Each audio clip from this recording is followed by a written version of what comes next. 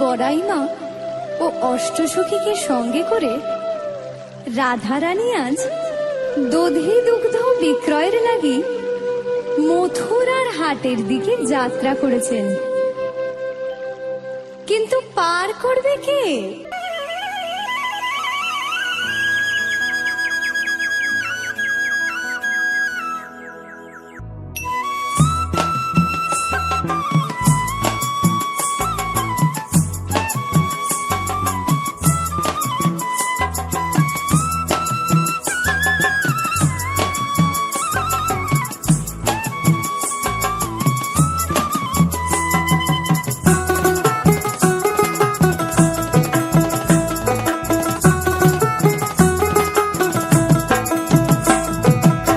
গানাবে ডুবু ডুবু পাছানাবে বইস ডোঙায় ডোঙায় চেখম পানি রে। আগানাবে ডুবু ডুবু পাছানাবে বইস ডোঙায় ডোঙায় চেখম পানি রে। ভাঙা না হয় ঝিঙা না হয় সোনায় রূপায় গড়া রাজার হস্তি পার করিছন রে। ভাঙা না হয় ঝিঙা না হয় সোনায় রূপায় গড়া রাজার হস্তি পার করিছন রে। এক সুন্দরী পার করিয়া নিছো না নায়ানা রূপ সুন্দরী পার করিয়া রে। ওই নিছো না নায়ানা রূপ সুন্দরী পার করিয়া রে। আগানাবে ডুবু ডুবু পাছানাবে বইস ডোঙায় ডোঙায় চেখম পানি রে। ডোঙায় ডোঙায় চেখম পানি রে। দধি দুগ্ধের পসরা সাজিয়ে অষ্টসখীকে সঙ্গে নিয়ে তারা যখন যমুনা নদীর তীরে এসে উপস্থিত হলেন, তখন দেখলেন দূরে এক মাঝি তার সুসজ্জিত নৌকাখানি নিয়ে দাঁড়িয়ে আছে। মাঝিকে দেখতে পেয়ে অত্যন্ত আনন্দের সহিত সখীগণ ডাকলেন, মাঝি, ও মাঝি, আমাদের পার করে দাও গো, বেলা যে বয়ে যায়।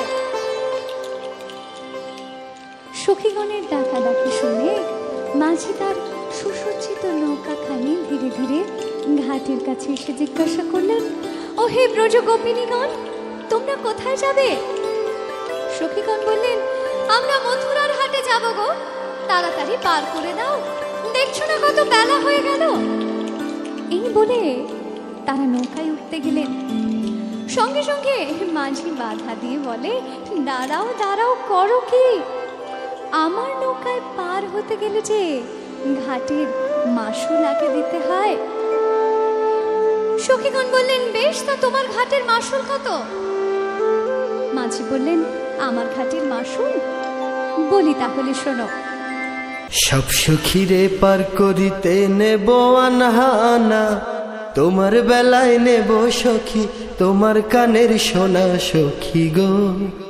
ও আমি প্রেমের ঘাটের মাঝি, তোমার কাছে পয়সা নেব না।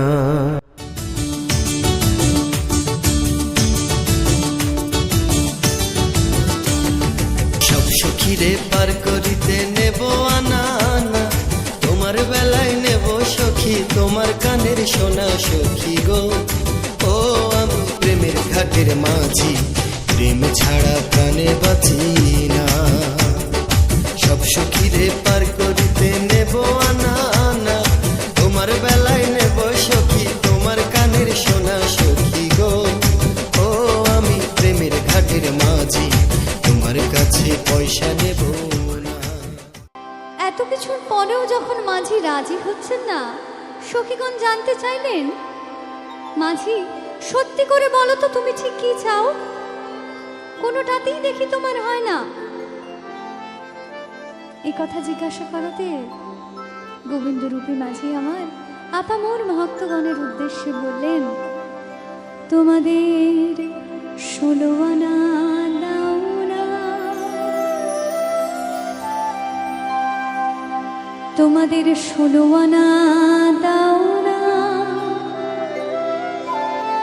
কিভাবে দেবেন এই 16 আনা? বেশিরভাগ ক্ষেত্রেই আমরা যে কোনো মন্দির বা পুজো অনুষ্ঠানে গিয়ে 1 টাকাকেই 16 আনা বলে গণ্য করি, এবং ওই 1 টাকা বার করেই আমরা চিন্তা করি যে আমরা 16 আনা সমর্পণ করে দিয়ে এলাম। কিন্তু সত্যি কি গোবিন্দ এই 16 আনার কথা বলতে চেয়েছেন? তিনি বললেন, 10-এ 6 যোগ করে 16 আনা দাও না। 10 আর 6 যোগ করে 16 আনা দিতে বললেন, কিন্তু কি 10 আর কি বা 6 কোথায় পাবেন এদের? এই অন্তরেই থাকে তারা। 10 ইন্দ্রিয় আর ষড়রিপুকে একত্রিত করে 16 আনা করে সম্পূর্ণভাবে গোবিন্দ চরণে সমর্পণ করলে তবে যে তার করুণাস্বরূপ নৌকায় ঠাঁই পাওয়া যায়।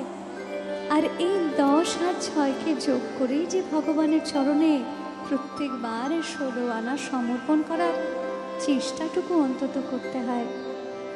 তোমাদের 16 আনা দাও না, 16 আনা দাও না, 10-এ 6 যোগ করে 16 আনা দাও না, 10-এ 6 যোগ করে 16 আনা দাও না, 10-এ 6 যোগ করে 16 আনা দাও না।